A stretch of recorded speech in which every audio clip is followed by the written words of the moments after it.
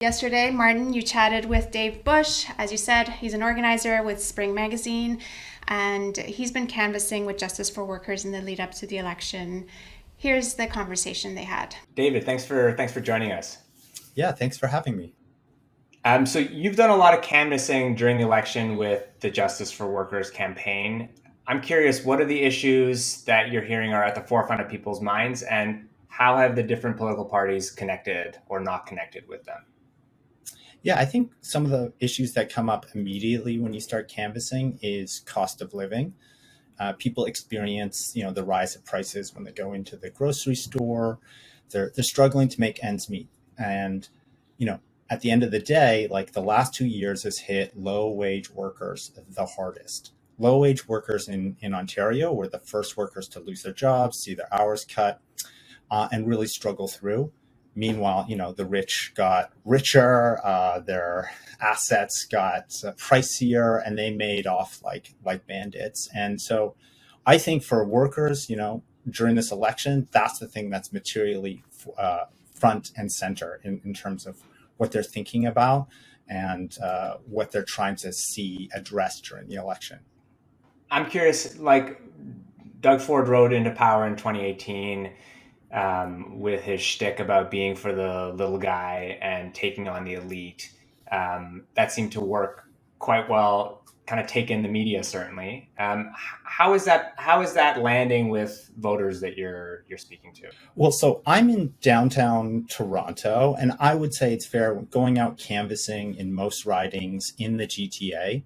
That you're going to see a lot of skepticism, a lot of anger at Doug Ford, how Doug Ford has handled the pandemic, how Doug Ford is tight with lobbyists, how Doug Ford has rolled back, like basically paused the minimum wage, rolled back paid sick days. You're going to see a lot of that.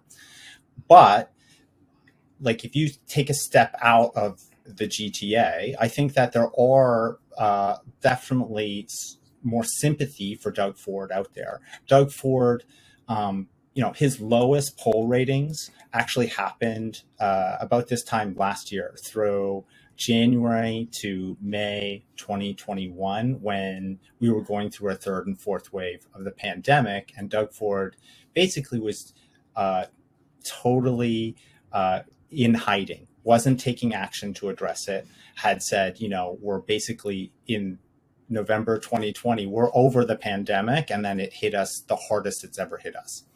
And people were dying, and, and his response was to empower the police and to not provide paid sick days. And that did not go over well across the province. And it really showed a lack of, Doug Ford was not connected with where people are at and what people needed. And so I think that Doug Ford at that point and the whole government started to change tack. They brought in 3 temporary paid sick days. And then through the summer last year and through the fall and early parts of this winter, they started to bring in a whole number of bills that were, quote, working for workers. And these pieces of legislation sounded good, right? They sounded like they were taking action to protect temp workers, and taking action to prevent or to protect gig workers, and taking action to raise the minimum wage. Of course, these weren't good enough. They were long overdue, and but they sounded like he was taking a softer tone. And all the rhetoric that he's been using in the lead up to the election and during the election is about getting workers back to work and protecting workers. And it's very, very different than I think last time around. And I actually think that that is playing fairly well across the province, save for a couple places where there is like longstanding animosity towards Doug Ford.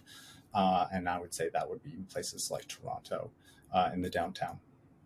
Recently, the Breach published an excellent interview with Pam Frake, someone that you organized with, and she described, speaking specifically about the Green Party and the NDP, that for the first time in her life, during a campaign, her organization actually had to update their election materials, not once but twice, as political parties started responding to kind of pressure from the grassroots. And speaking specifically about the NDP, she talked about how the NDP's finally embraced $20 minimum wage, equal pay for equal work, and 10 paid sick days, after organizers have been pushing for that for years. Can you talk about this dynamic of movements laying the groundwork for a shift from parties like the NDP? Yeah, I think it's such an important point to note the power and importance of social movements and the labor movement writ large in creating the conditions for the left to advance. That if movements and the labor movement and social movements were just to say, vote for the NDP, we couldn't really put pressure on the political terrain and shape the discussion and advance it to the left, right? Because they would feel under no pressure to change their positions because they would already say, hey, we support you guys. I think in 2014, the NDP ran on increasing the minimum wage to $12 when the movement demand was $14. And they also ran on, instituting a ministry of like savings, basically a ministry of austerity. And it was a very brutal election that the NDP did not do well in. And in general, the left was not advancing or shaping the narrative in a way that helped advance workers' struggles. I think if you fast forward to this election and even a bit in the last election, that our strong movements have helped shape what kinds of issues are talked about in the lead up to the election and during the election, and to put pressure constantly on the parties to either outbid themselves, to try to have quality positions on workers' issues or issues affecting low-income Ontarians. For example, the NDP did shift its position on increasing the rates of OW and ODSP to match what the Green Party was saying. And this had been because there had been pressure from movements to do so. The NDP supports a $20 minimum wage and 10 paid sick days. The Green Party supports $20 minimum wage and 10 paid sick days. The Liberals support 10 paid sick days. This is because movements have helped shape the terrain and made the conditions for those parties to adopt those politics more tangible, more realistic, and make those issues popular. Even Ford has come out for a $15 minimum wage, and he actually raised the minimum wage in January of this year and announced it in an off-schedule minimum wage increase, because the minimum wage here is adjusted yearly to meet the cost of living in October. And this was an off-schedule raise to 15, in part because they knew the election was coming up. They knew workers that this would be a popular issue with workers to raise the minimum wage coming out of the pandemic. And it was because we collectively as movements had made that issue popular.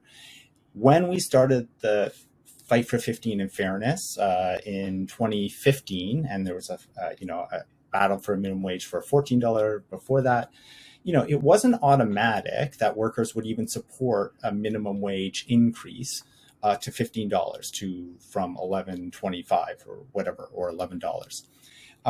Partly because where people were at when they understood raising the minimum wage, people thought that it might increase inflation, it might increase prices when they go into the store, it might cause unemployment, it might lead to the mass automation of jobs.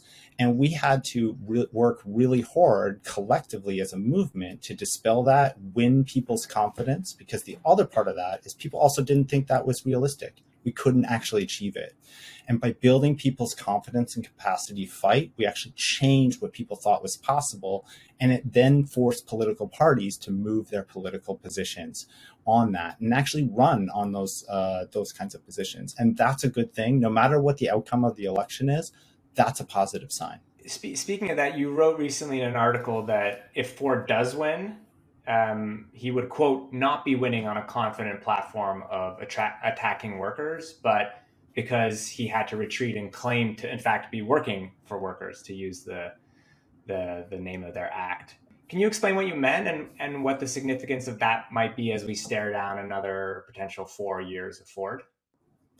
Yeah, I think there is a difference between when a conservative or right-wing government wins and they're promising to do very right-wing, terrible things, versus when a conservative government wins or a right-wing government wins and they're winning based on, being good to workers. It doesn't mean that they're not going to be terrible, but it's a lot harder for them to pave the way to do terrible things. They actually have to do a lot more to push those bad policies and those bad pieces of legislation, right? It doesn't mean that workers aren't going to face attacks. It just means it makes it much easier to build coalitions to resist those attacks and to help shape that conversation beforehand. There is no mandate when Ford wins. There is no mandate for him to roll back employment standards for workers. There is no mandate for him to cut ODSP and OW. There is no mandate for him to do massive cuts to public services. He's promising to end hallway medicine. He's promising, to make sure workers have jobs. Like, he is not promising to do something that Mike Harris did, right? Which is to actually cut public services, go after teachers, go after, people who are low income Ontarians. And speaking of the kind of coalitions that might need to be built, like what is your sense of what it would take to, likely under a Ford majority, build the basis for a political alternative in Ontario? Not a small question, I guess, but Well, I think people on the left in Ontario need to be real. That the pandemic, it did have an impact on the left. It did have an impact on the left of people who are campaigning and who are out there and what I call the fighting left. People who are actively out there organizing, fighting on issues, building networks, and trying to build the confidence and capacity of the class to advance, issues that we all care about. And that the pandemic really, in many ways, made those networks much smaller. And I would say a lot of people have a lot of rust about doing active political campaigning. And the left, I think, is a lot smaller than people wish it was in Ontario. And I think,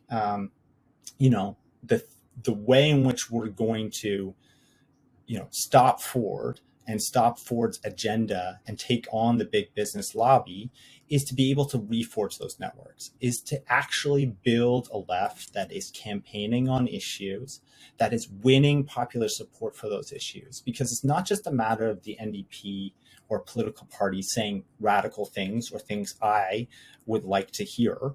It is a matter of that those have an echo in the broader class, that people are already won to those ideas, and that parties are there amplifying those issues and building out of that. And our job, I think, on the left, the fighting left, is to get in there and to keep building our networks, like where we live, where we work, and expand them across the province. In every nook and cranny, build people's confidence and capacity to fight back, to be organizers.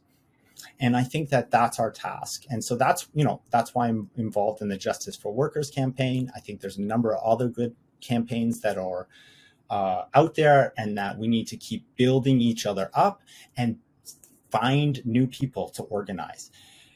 Don't be insular. And I think that is a key lesson on the left, is to let's not talk to ourselves. Let's go out there. Let's talk to other workers. Let's find new people, build their confidence and capacity up, and get people talking, leading with issues, and get people involved through action. And in that way, I think that we will be able to forge the kind of networks of people who are willing to make this province better.